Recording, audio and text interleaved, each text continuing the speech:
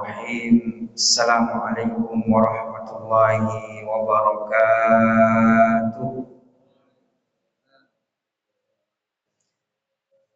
Alhamdulillah, alhamdulillahilladzi bi ni'matihi tatimmus shalihat.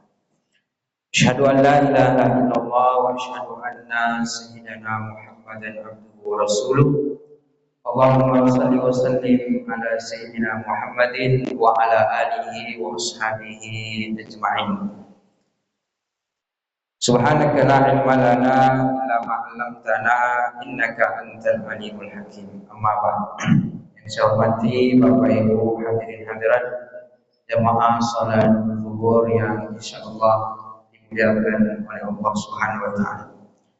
Bersyukur kita kepada Allah dan mengucapkan alhamdulillahirabbil alamin, dan berselawat kita kepada Nabi sallallahu alaihi wasallam, dan kita mengucapkan Allahumma shalli ala sayyidina Muhammad wa ala ali sayyidina Muhammad. Assalamu alayka ya Rasulullah, assalamu alayka ya Nabi Allah.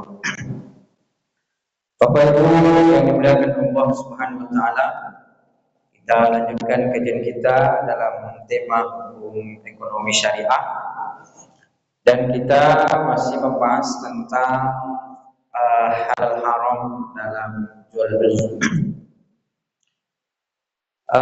Di antara sebab terlarangnya aspek jual beli, sebagaimana kita sebutkan bahwa jual beli itu bisa terlarang disebabkan karena ketidakpastian, gharar, spekulasi, ketidakjelasan. Maka tidak boleh istilahnya menjual kucing dalam karung, atau menjual ikan yang masih berenang, menjual burung yang masih terbang, karena itu tidak pasti, tidak jelas. Sehingga dilarang oleh Nabi Shallallahu Alaihi Wasallam, karena dalam muamalah ini harus ada kejelasan. Sehingga kalau tidak jelas, ada spekulasi di situ, itu termasuk yang terlarang. Kemudian kita sebutkan bahwa ketika mengandung riba, ada riba. Nah, salah satu bentuk riba itu adalah ketika melakukan transaksi yang diharuskan kontan, tetapi dibuat tidak kontan. Nah, seperti misalnya transaksi mata uang. Jadi mata uang dengan mata uang itu harus kontan, tidak boleh tidak kontan. Jadi kalau tidak kontan, istilahnya kalau ada orang mengkredit dolar, berarti itu mengandung riba. Karena kalau uang dengan uang, maka dia harus kontan, tidak boleh terjadi tempo. Nah, kalau terjadi tempo, maka masuk kategori riba. Itu yang disampaikan oleh Rasulullah SAW, bahwa jual beli emas dengan emas, perak dengan perak itu harus kontan. Karena dulu mata uang emas dinar, kemudian perak adalah dirham. Jadi ketika itu jual beli emas dan perak harus kontan, karena dia sebagai mata uang, tidak boleh terjadi tempo. Jadi tidak ada dulu istilah kredit emas. Yang ada hari ini, karena sebagian ulama melihat bahwa emas tidak lagi sebagai mata uang, sudah menjadi komoditi biasa, sudah menjadi komoditas biasa, bukan lagi sebagai mata uang, sehingga dengan itu kemudian boleh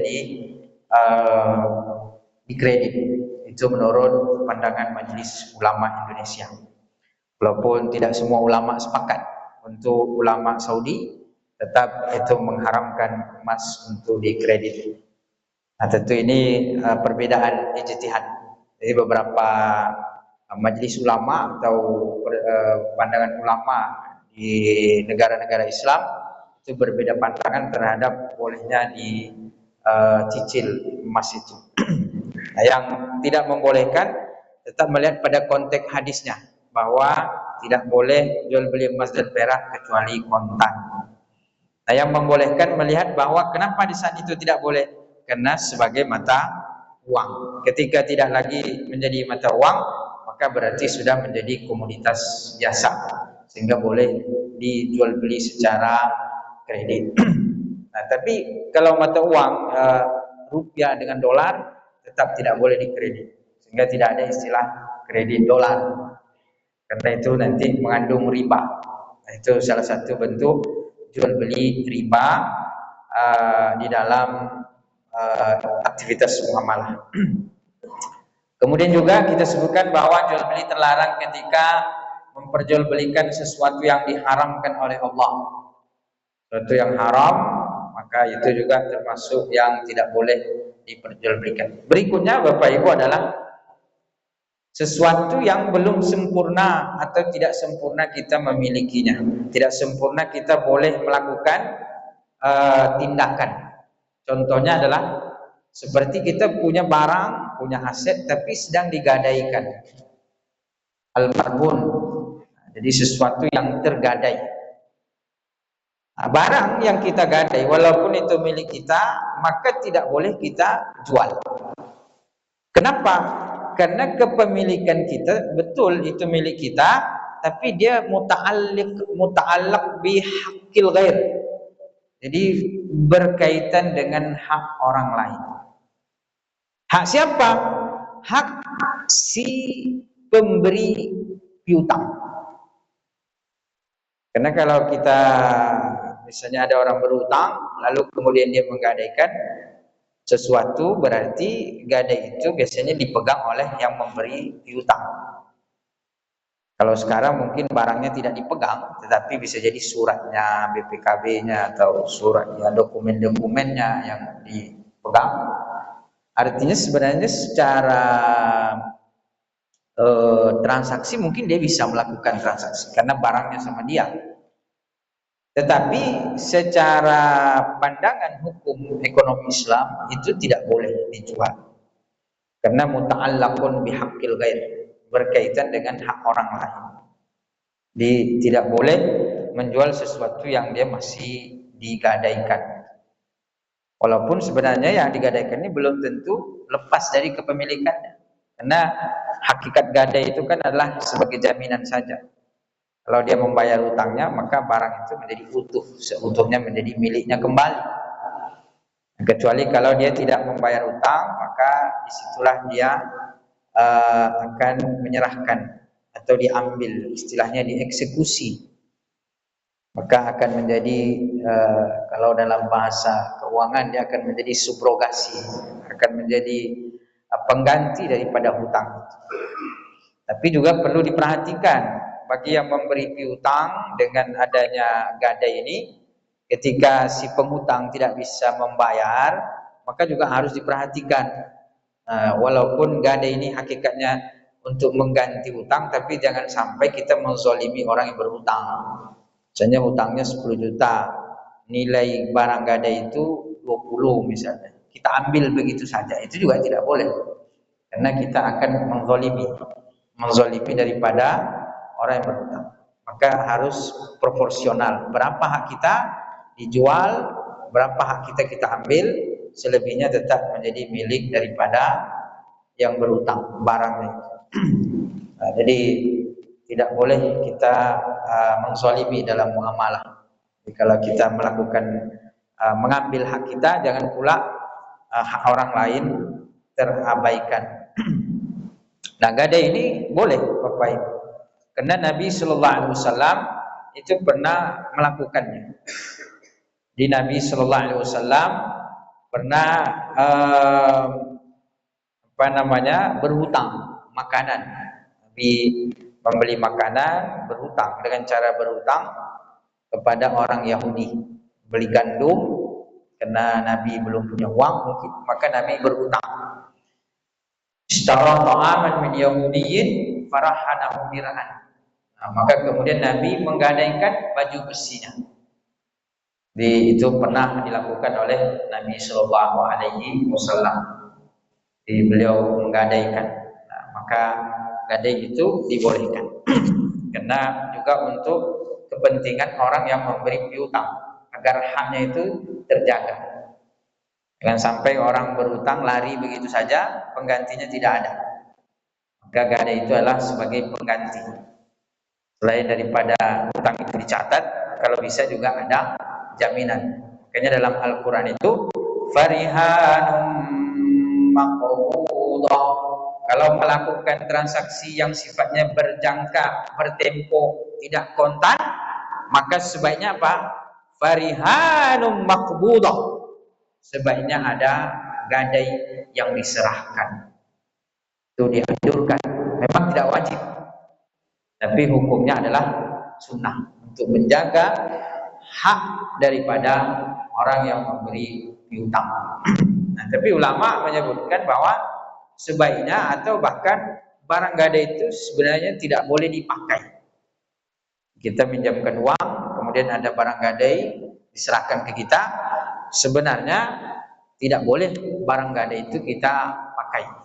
Karena kalau kita pakai berarti kita mengambil manfaat. Nah, jadi ulama mengatakan bahwa tidak boleh dipakai. Walaupun ada yang mengatakan boleh atas izin yang punya. Nah, jadi itu salah satu yang tidak boleh diperjualbelikan. Jadi barang gadai itu termasuk yang terlarang. Nanti sampai kemudian seutuhnya menjadi milik kita. Kalau sudah penuh milik kita, kita sudah bayar utang kita, sudah sepenuhnya barang gadai itu menjadi milik kita, maka kemudian boleh dijualbelikan. Di sesuatu yang masih tergadai itu tidak boleh dijual. Begitu juga Bapak Ibu, yang terlarang yang untuk dijual adalah sesuatu yang dimiliki secara bersama-sama. Al-mal al-mustarak. Jadi kepemilikan bersama. Miliki bersama. Contohnya apa? Misalnya ada warisan. Warisan ini dimiliki secara bersama-sama, belum dibagi. Jadi ada orang meninggal, punya anak misalnya 5, maka harta warisannya jatuh kepada 5 orang tersebut. Nah, jadi harta warisan ini menjadi mal mustarak namanya. Jadi harta warisan itu menjadi milik bersama terhadap semua ahli waris. Jadi ketika orang meninggal, Bapak Ibu, maka lepaslah kepemilikannya. Ketika orang meninggal, sudah dia tidak memiliki apa-apa lagi. Itulah maknanya kata Nabi SAW, lan tamuta nafsun, tidak meninggal seseorang sampai dia menghasilkan jatah rezeki yang telah dicatat oleh Allah untuknya. Nah, jadi kalau dia meninggal, berarti rezekinya sudah habis. Nah, yang harta dia yang tersisa, yang banyak, itu bukan milik dia lagi, tapi itu langsung lepas jatuh kepada ahli waris. Walaupun ada yang terikat juga, seperti ketika dia berwasiat. Nah, ketika dia berwasiat, selagi wasiatnya memenuhi kriteria, kata Nabi SAW, la wasiyata liwarithin, tidak boleh berwasiat kepada ahli waris. Tidak ada wasiat kepada ahli waris untuk harta. Kalau wasiat takwa boleh. Wasiat untuk memperbanyak amal soleh, tetap istiqomah, itu boleh kepada ahli waris. Bahkan dianjurkan jika Nabi Yakub mendekati ajalnya, wa idza hadara Yaqubal mautu in qala li banihi ma ta'uduna min ba'di. Ketika Nabi Yakub merasa bahwa ajalnya sudah dekat, maka beliau mengumpulkan anak cucunya. Kemudian Nabi Yakub bertanya kepada mereka, "Ma ta'buduna min ba'di?" Apa yang kalian sembah setelah aku tiada? Jadi memastikan akan akidah anak keturunannya. Jadi selain daripada menjaga ketika hidup, menanamkan nilai-nilai akidah yang kuat, juga memastikan setelah beliau wafat, mata kudu demi ba'di. Setelah aku wafat, apa yang kalian sembah? Kata Nabi Yakub alaihissalam, qalu na'budu ilahaka wa ilaha abaika Ibrahim wa Ismail wa Ishaq. Nah, untung anak-anak keturunannya menjawab, na'budu ilahaka. Setelah kepergianmu, kami tetap menyembah Tuhan yang kau sembah. Na'budu ilahaka wa ilaha abaik, Tuhan bapakmu Ibrahim, Nabi Ismail, Nabi Ishaq. Nah, itu wasiat takwa. Tapi kalau wasiat harta, tidak ada wasiat untuk ahli waris. Jadi tidak ada istilah ini saya wasiatkan untuk kebun sawit ini untuk anak pertama. Itu tidak berlaku wasiat. Kenapa? Karena tidak ada wasiat untuk ahli waris. Kalau hibah bagaimana? Hibah boleh. Hibah, menghibahkan ketika masih hidup. Tapi kalau wasiat tidak. Kata Nabi sallallahu alaihi wasallam, la wasiyata li warith. Jadi kalau wasiat tidak, kecuali nanti seluruh ahli waris sepakat, itu nanti dibolehkan. Kenapa wasiat tidak boleh untuk ahli waris? Karena dia jatah warisannya sudah ada. Kalau dia sebagai anak perempuan sendiri, maka dia dapat setengah. Anak perempuan lebih dari satu, dapat 2/3. Kalau dia laki-laki dan anak perempuan bareng-bareng, 1/2.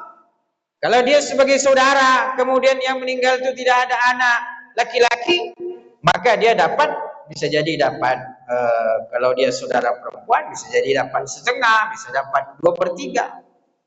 Nah, jadi kalau ahli waris ini jatahnya sudah ada.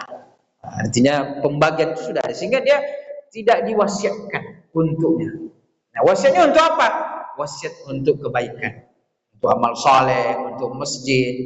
Nah, jadi apa yang dia punya setelah dia meninggal, wasiat itulah. Nah, memang kata para ulama, wasiat harus ditunaikan. Kemudian kata Nabi sallallahu alaihi wasallam, wasiat tidak boleh lebih dari 1/3, kata para ulama. Jadi kalau ada orang berwasiat, dia punya harta 90 juta, dia berwasiat, saya berwasiat 50 juta. Nah, itu tidak bisa dilaksanakan kecuali atas izin semua ahli waris. Yang bisa dilaksanakan hanya 30 juta. Di wasiat itu maksimal 1/3 daripada harta yang ditinggal, kecuali atas izin semua ahli waris. Jadi intinya apa, Bapak Ibu, bahwa ketika seseorang meninggal, maka hartanya menjadi milik ahli waris. Tentu setelah dilaksanakan pelaksanaan pengurusan jenazahnya, itu para ulama, pengurusan jenazahnya itu diambil dari harta dia. Nah, kecuali kalau sudah ada yang menyediakan, ada yang bersedekah. Kemudian tentu setelah membayar hutangnya, hutang kepada Allah, hutang kepada manusia. Kemudian setelah menyelesaikan wasiat-wasiatnya, nah maka terus turun kepada ahli waris. Nah, ahli waris ini memiliki warisan itu secara bersama-sama. Sehingga ketika sebelum dibagi, tidak ada ahli waris yang berhak untuk menjual. Itu dalam syariat. Jadi sebelum dibagi, tidak boleh ada yang menjual. Kenapa? Karena dia tidak jelas kepemilikannya yang mana. Betul, dia ada hak, tapi yang mana itu tidak jelas. Kenapa? Karena dimiliki secara bersama. Andaikan warisannya itu 1 ekor kambing, betul dalam 1 ekor kambing itu ada haknya, tapi tidak jelas apakah kepalanya, apakah pahanya, apakah ekornya, apakah kulitnya, apakah tidak jelas. Yang pasti 1 ekor itu dimiliki oleh semua ahli waris. Nah, maka disinilah kemudian para ulama mengatakan bahwa sebaiknya warisan itu segera dibagi. Untuk apa? Untuk memudahkan ketika ada ahli waris yang ingin melakukan tindakan-tindakan, menjualnya, mengeksekusinya, memindahkan kepemilikan, selagi dia masih sebagai statusnya sebagai ahli waris, tidak boleh dijual. Kecuali atas izin semua ahli waris. Juallah untuk kamu. Itu boleh karena atas izin semua ahli waris. Maka Bapak Ibu, kalau kita ingin beli sesuatu, tanya dulu. Ini digadaikan apa tidak? Digadaikan? Tidak boleh. Kita beli. Ini harta warisan atau bukan? Warisan. Sudah dibagi atau belum? Belum. Jangan dibeli. Karena bermasalah secara syariat dan juga nanti bisa bermasalah secara hukum negara. Nah, jadi itu batasan. Jadi tidak semua apa yang kita miliki itu boleh kita jual. Tapi ada yang dimiliki belum boleh diperjualbelikan. Itu diantaranya Bapak Ibu. Barangkali ini yang dapat kita sampaikan, mudah-mudahan memberikan manfaat. Terima kasih dan mohon maaf. Subhanakallahumma wa bihamdika, asyhadu an la ilaha illa anta, astaghfiruka wa atubu ilaik. Assalamualaikum warahmatullahi wabarakatuh.